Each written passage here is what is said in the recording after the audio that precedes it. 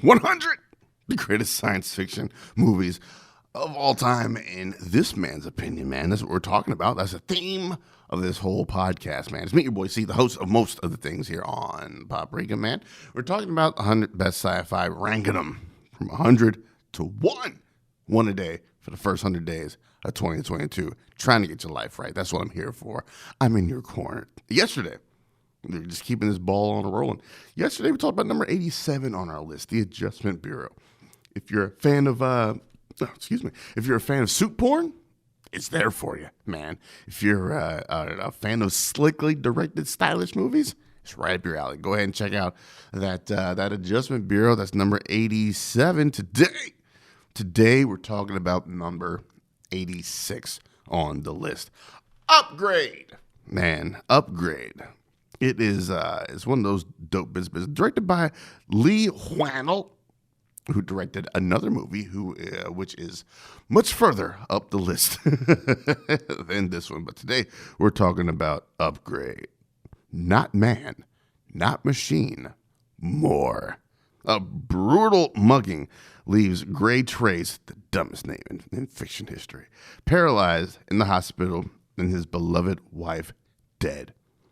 Billionaire inventor soon offers Trace a cure, an artificial intelligence implant called STEM, really guys, that will enhance his body. Now able to walk, Gray finds that he also has superhuman strength and agility, skills he uses to seek revenge against the thugs who destroyed his life. We're not against rap. We're not against rappers, but we are against them thugs. Listen, man. Simply put, Upgrade, I think, is a better Venom movie than Venom is. A computer chip that's controlling the dude who's on a quest for vengeance is a badass plotline that's so sci-fi. I'm surprised it wasn't a comic book from Image Comics. I'm a fan of vengeance movies, even though I've become a little jaded in that whole the inciting incident, man, the fridging of the wife. We need to come up with some more reasons for vengeance, I think. Stories meant to get the protagonist into gear, and it's overstayed its welcome is the best way of putting it, I think.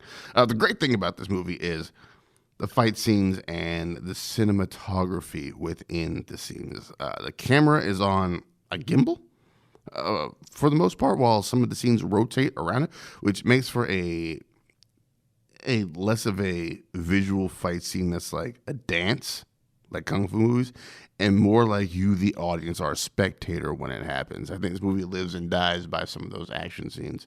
Logan Marshall Green, who I feel is one of those dudes who almost hit it, but fell a bit flat, is pretty good in this. He's like one of those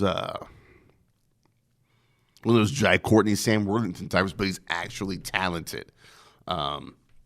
He's the Shocker in the original Shocker in Spider-Man Homecoming. There, check him out there as well. He's a good actor, and he kind of has that sardonic nature that fits the character of this movie really well. But I'm not giving anything away on this movie. Upgrade feels like it is an inflated version of a Black Mirror story. Is the best way of putting it, but in the best possible ways. Like, the joint is dope, man. Just all around, it's a dope flick, and I think more people need to check it out. And I think it came out in like 2018-ish. Don't quote me on that. And it just kind of came and went. Like, people were like, "Oh, that was kind of dope," and then by 2019, no one was talking about it again.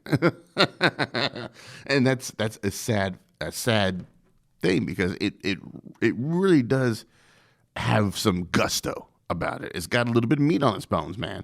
It's only like 90-something minutes, so it's like it moves. Like there's not a whole lot of wasted time in this movie. It's like, boom, wife's fridged. Boom. He's back in the game thanks to this implant. Boom, he's finding people. It's action. Boom, it's the climax, and then you're out of there. Man, it's a good, quick watch.